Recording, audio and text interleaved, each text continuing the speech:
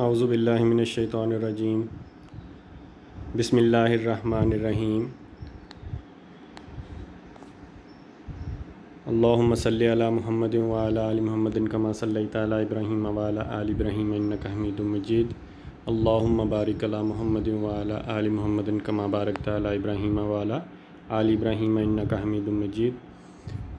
Pharmacy technician second year के students को अस्सलाम वालेकुम। उम्मीद है आप सब लोग घरों में खैरियत से होंगे और दुआ है कि अल्लाह ताला आपको और आपकी फ़ैमिली को इस वबा से जो है वो महफूज रखे।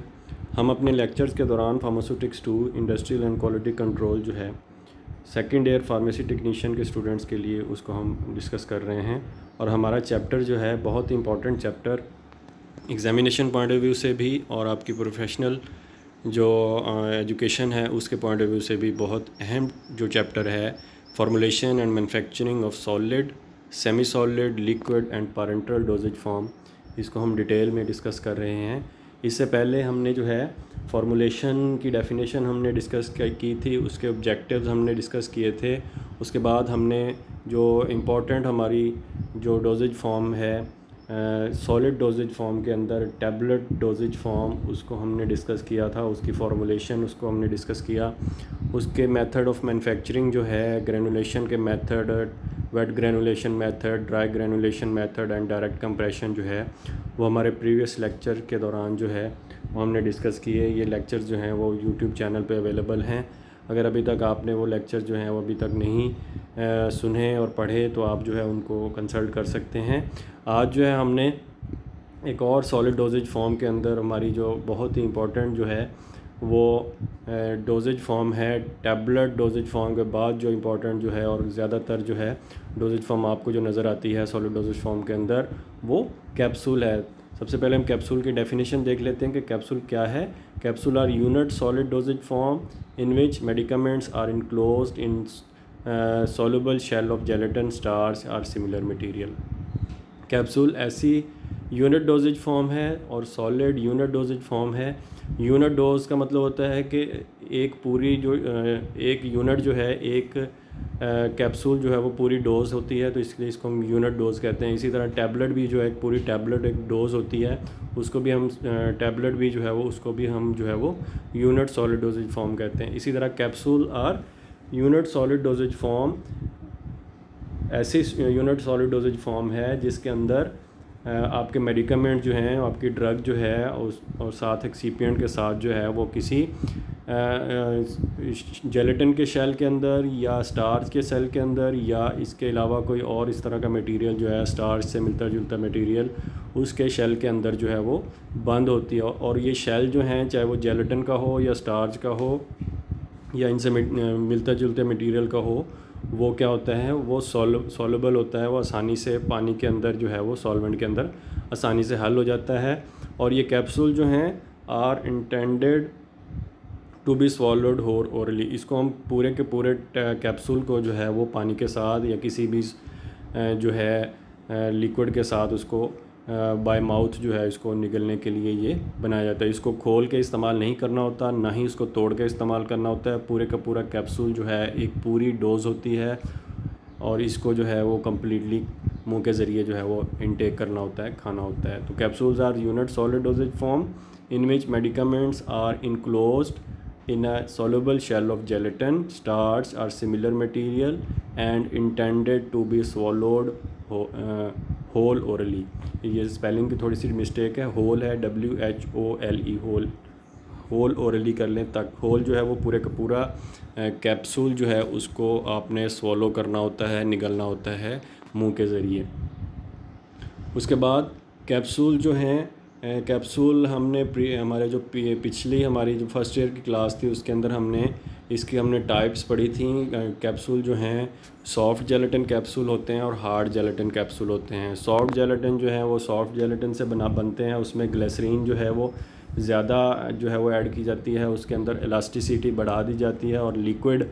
जो आपकी ड्रग्स हैं, ऑयली ड्रग्स हैं, उनको जो है वो फिल करने के लिए और डिस्पेंस करने के लिए सॉफ्ट जेलेटिन कैप्सूल का इस्तेमाल किया जाता है। इसी तरह हार्ड जेलेटिन कैप्सूल जो हैं उनको जो है वो पाउडर ड्रग के लिए, सॉलिड ड्रग्स के लिए जो है उनको सॉलिड ड्रग्स को बंद करने के लिए जो है वो हार्ड जेलेटिन जो है वो कैप्सूल का इस्तेमाल किया जाता है। तो हार्ड जेलेटिन कैप्सूल जो है इसकी जो हम कह सकते हैं कि हार्ड जेलेटिन कैप्सूल के जो है वो दो हिस्से होते हैं, दो पार्ट्स होते हैं। Hard gelatin capsule shells are manufactured in 2 sections या 2 parts, the capsule body and a shorter cap.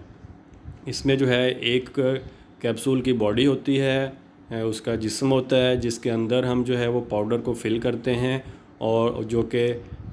Length में बड़ी होती है बॉडी, और उसका डायमीटर जो है वो कंपैरेटिवली कम होता है। जब हम इसको कंपेयर करते हैं इसकी कैप के साथ, जो आपको यहाँ पे जो है वो नज़र आ रही है, ये ग्रीन कलर की आपको कैप यहाँ पे नज़र आ रही है और ये बॉडी है। और इसी तरह यहाँ पे भी जो है ये बॉडी, इसके अंदर जो है वो मेडिकामेंट या ड्रग की फार्मूलेशन को फिल किया जाता है, और ये कैप्सूल की कैप के ज़रिए जो है इसको फिर हम इसको बंद कर देते हैं। तो जो है बॉडी जो है वो कंपैरेटिवली लेंथ में जो है वो बड़ी है और डायमीटर में जो है वो छोटी है, एज़ कम्पेयर टू दैट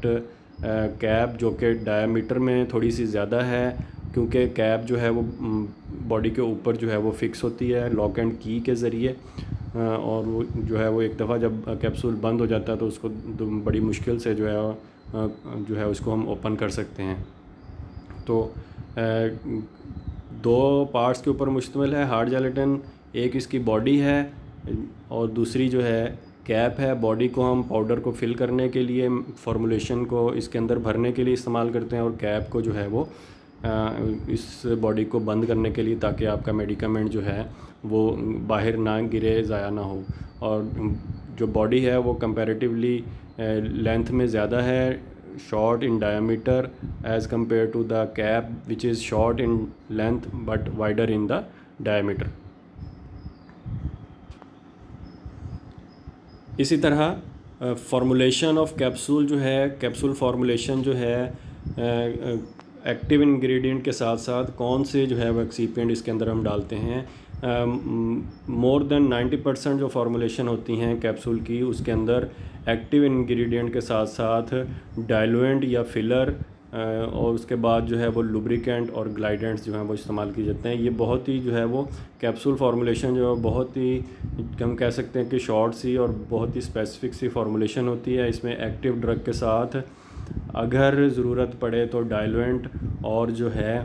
उसके बाद जो है वो लुब्रिकेंट और ग्लाइडेंट जो हैं वो ऐड किए जाते हैं। डाइलुएंट जो है वो डिपेंड कर रहा होता है कि एक्टिव इंग्रेडिएंट जो है उसकी अगर क्वांटिटी कम है तो फिर जो है वो डाइलुएंट को ऐड किया जाता है। अगर एक्टिव इंग्रेडिएंट जो है उसकी क्वांटिटी सफिशेंट होती है, काफ़ी ज़्यादा होती है, जैसे आपने देखा होगा कि बहुत सारी एंटीबायोटिक्स जो हैं सेफ्राडिन वगैरह या इसके अलावा सेफाड्रॉक्सल के जो कैप्सूल्स हैं उनके अंदर जो 500 मिलीग्राम तक जो है वो एक्टिव इंग्रेडिएंट होता है। तो उन केसेस में, उन फार्मूलेशन के केसेस में जो है वो सिर्फ एक्टिव इंग्रेडिएंट के साथ जो है वो लुब्रिकेंट और ग्लाइडेंट्स का इस्तेमाल किया जाता है। तो capsule formulation consist of active ingredient, active pharmaceutical ingredient, diluent या इसको फिलर भी कहते हैं। इसके बाद लुब्रिकेंट और ग्लाइडेंट जो है वो इस्तेमाल किया जाता है, ताकि लुब्रिकेंट और ग्लाइडेंट जो हैं ताकि आपकी जो फार्मूलेशन है वो मशीन पार्ट के साथ जो है वो स्टिक ना करे और आसानी से फ़्लो करके कैप्सूल के अंदर जो है वो फिल हो जाए। इसके बाद हम देख लेते हैं कि मैन्युफैक्चरिंग ऑफ कैप्सूल जो है वो उसके कितने स्टेप्स हैं। बहुत ही जो है सिंपल से स्टेप्स हैं मैन्युफैक्चरिंग ऑफ कैप्सूल्स के। The large and small scale preparation of filled hard gelatin capsule is divided into following step. 3 से 4 जो है वो बिल्कुल सिंपल स्टेप्स के अंदर जो है आप कैप्सूल को जो है वो मैन्युफैक्चरिंग और फिलिंग कर सकते हैं आसानी से। सबसे पहले development and preparing the formulation, जो प्रिपेयर्ड फार्मूलेशन है अगर जो है वो रिसर्च एंड डेवलपमेंट के बाद जो हमारे सामने है या उसको आपने जो है वो अकॉर्डिंग टू जो है फार्मूलेशन उसको डिस्पेंस करना है और उसको जो है फर्दर स्टेप के अंदर आपने उसको ब्लेंडिंग करनी है या उसको मिक्स करना है। और इसके साथ साथ जो है आप जो है क्योंकि मैन्युफैक्चरिंग के अंदर जो है वो कैप्सूल मैन्युफैक्चरिंग के अंदर साइज़ ऑफ कैप्सूल को बिल्कुल जो है वो सामने रखना होता है। फाइनल जो आपकी फॉर्मुलेशन फिल होने जा रही है उसको सामने रखते हुए, तो एक जो है वो स्टेप बहुत इंपॉर्टेंट है कैप्सूल की मैन्युफैक्चरिंग के दौरान, वो है selecting the appropriate capsule size. वो डिपेंड कर रहा होता है कि आप कितनी आपकी फॉर्मुलेशन जो है वो फिल होने जा रही है कैप्सूल के अंदर, यूनिट डोज,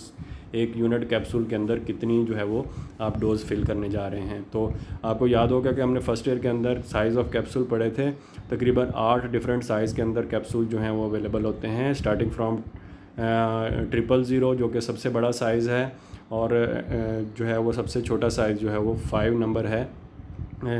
मैं आपको यहाँ पे यही सजेस्ट करूँगा कि रिगार्डिंग कैप्सूल साइज़ जो है और इसके अंदर कितनी आप जो है वो फॉर्मुलेशन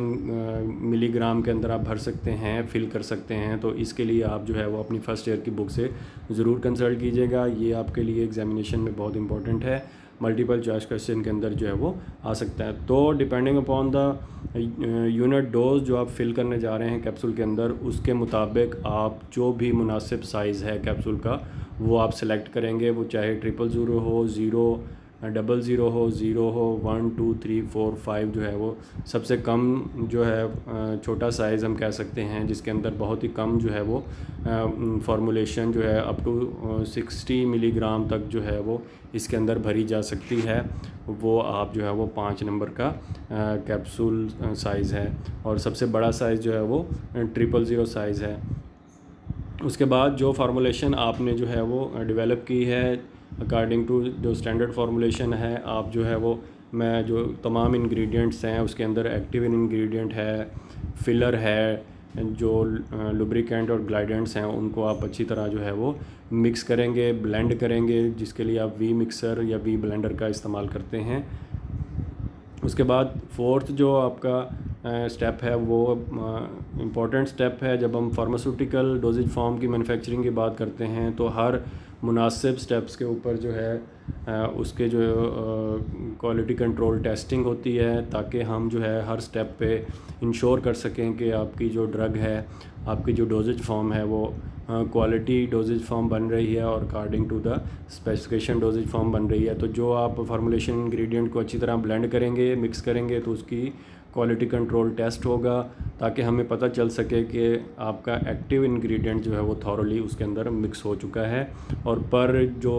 वेट कैप्सूल के अंदर आ रहा है उसके अंदर जो है आपकी जो prescribed amount of active ingredient है वो उसके अंदर फिल होगी इंशाल्लाह। तो उसके मुताबिक जो है वो क्वालिटी कंट्रोल टेस्ट किए जाते हैं। उसके बाद जब क्वालिटी कंट्रोल टेस्ट जो है वो स्पेसिफिकेशन रिज़ल्ट्स आ जाते हैं, within the specification results आ जाते हैं, तो आप जो है उसको कैप्सूल फिलिंग मशीन के ऊपर जो है उन कैप्सूल को फिल करते हैं विद द जो आपने सेलेक्ट किया है अप्रोप्रिएट साइज़। अब आजकल जो है वो फुली ऑटोमेटेड मशीन्स जो हैं वो मार्केट के अंदर और फार्मास्यूटिकल इंडस्ट्रीज़ के अंदर अवेलेबल हैं, जिनके अंदर खुद ही जो है वो कैप्सूल ओपन होते हैं। उसके बाद उसके अंदर कैप्सूल जो रिक्वायर्ड साइज़ जो अमाउंट ऑफ फार्मूलेशन है वो उसके अंदर फिल होती है, वो कैप्सूल खुद ही बंद होते हैं, और जो है वो काफ़ी सारी जो मशीन्स हैं उसके अंदर कैप्सूल की क्लीनिंग और पॉलिशिंग भी जो है उसी के अंदर हो जाती है। तो फिफ्थ स्टेप के अंदर, पाँचवें स्टेप के अंदर जो है वो फिलिंग और सीलिंग ऑफ द कैप्सूल होती है। कैप्सूल को जो है वो भरा भी जाता है उसके अंदर फार्मूलेशन को, और फिर उसको जो है वो अच्छी तरह टाइटली सील भी कर दिया जाता है, ताकि आपकी फार्मूलेशन जो है वो ज़ाया ना हो, गिरे ना। उसके बाद फिलिंग के बाद जब आप कंप्लीट कर लेते हैं फिलिंग को, या फिलिंग के दौरान भी जो है मुख्तलिफ जो है वो फ़िज़िकल और केमिकल जो है वो टेस्ट जो है वो परफॉर्म किए जाते हैं, ताकि आप इंश्योर करते रहें throughout the filling process और आफ्टर द फिलिंग प्रोसेस कि आपकी जो कैप्सूल डोजेज फॉर्म है वो विद इन स्पेसिफिकेशन जो है उसके रिज़ल्ट्स हैं। तो क्वालिटी कंट्रोल टेस्ट जो है वो किए जाते हैं फिलिंग के बाद। वो उसमें जो है वो फ़िज़िकल जो है वो टेस्ट भी किए जाते हैं, उसके अंदर वेट वेरिएशन और डिसइंटीग्रेशन का स्टेप जो है वो टेस्ट जो है वो बहुत इंपॉर्टेंट होता है, कि हम इंश्योर कर लें कि जो टैबलेट पेशेंट जो है वो कैप्सूल खाएगा तो उसके बॉडी के अंदर जाके, उसके स्टमक या इंटेस्टाइन के अंदर जाके वो कितने टाइम के अंदर जो है वो कैप्सूल का शेल जो है वो डिज़ोल्व हो जाएगा या डिसइंटीग्रेट हो जाएगा, और वो जो ड्रग उसके अंदर है उसको वो रिलीज़ कर देगा। तो क्वालिटी कंट्रोल टेस्टिंग है वो बहुत इंपॉर्टेंट, जो कि फिलिंग के बाद जो है उसको परफॉर्म किया जाता है। और आफ्टर द सेटिस्फैक्ट्री रिज़ल्ट जो है विद इन स्पेसिफिकेशन रिज़ल्ट आने के बाद जो है वो कैप्सूल की जो है वो क्लीनिंग और पॉलिशिंग होती है। उसके ऊपर जो फार्मूलेशन कोई डस्ट लगी हुई है, फार्मूलेशन की ही कोई जो है वो पाउडर जो है वो उसके ऊपर लगा हुआ है, तो उसको अच्छी तरह साफ़ किया जाता है और उसको अच्छी तरह जो पॉलिश किया जाता है, ताकि जो कैप्सूल हैं वो अपनी थ्रू आउट शेल्फ़ लाइफ जो है वो अपनी जो है वो शेल्फ़ लाइफ को बरकरार रखें, अपनी फ़िज़िकल स्टेट को जो है वो बरकरार रखें। तो इस तरह की जो है वो capsule cleaning and polishing machines जो हैं वो समटाइम जो है ये फिलिंग मशीन के साथ ही अटैच होती हैं। इसके अंदर जो आपको यहाँ पे एक वैक्यूम क्लीनर टाइप जो है वो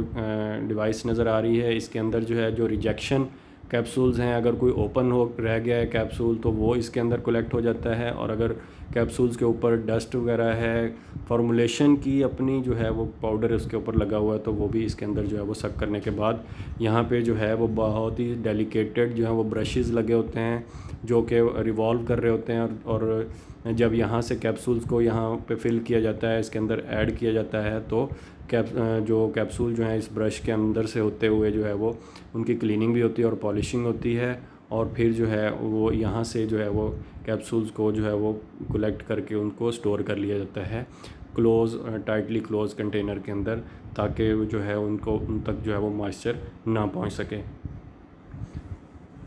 यहाँ तक जो है आज का हमारा लेक्चर जो है वो रिगार्डिंग कैप्सूल की फार्मूलेशन और उसकी मैन्युफैक्चरिंग के प्रोसेस के जो है वो कंप्लीट हुआ है। इंशाल्लाह नेक्स्ट हमारे लेक्चर्स के दौरान हम अगली जो हमारी डोजेज फॉर्म है उसकी तरफ हम जाएंगे, और फिर हम जो है ये चैप्टर कंप्लीट करने के बाद हमारी जो क्वालिटी कंट्रोल का जो हमारा टॉपिक्स हैं वो भी हम डिस्कस करेंगे, और फिर उसके बाद हमारी हॉस्पिटल फार्मेसी से रिलेटेड जो हमारे सब्जेक्ट है उसकी तरफ हम जाएंगे। अल्लाह आपका हामी नासिर हो। अस्सलाम वालेकुम।